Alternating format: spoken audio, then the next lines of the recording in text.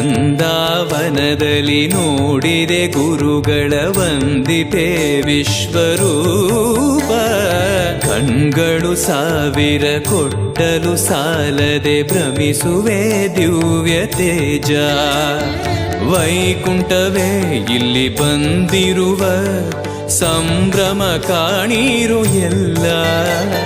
ಪ್ರಾಪ್ತವಿದು ನಮ್ಮ ಸುಕೃತವಿದು ರಾಘವೇಂದ್ರ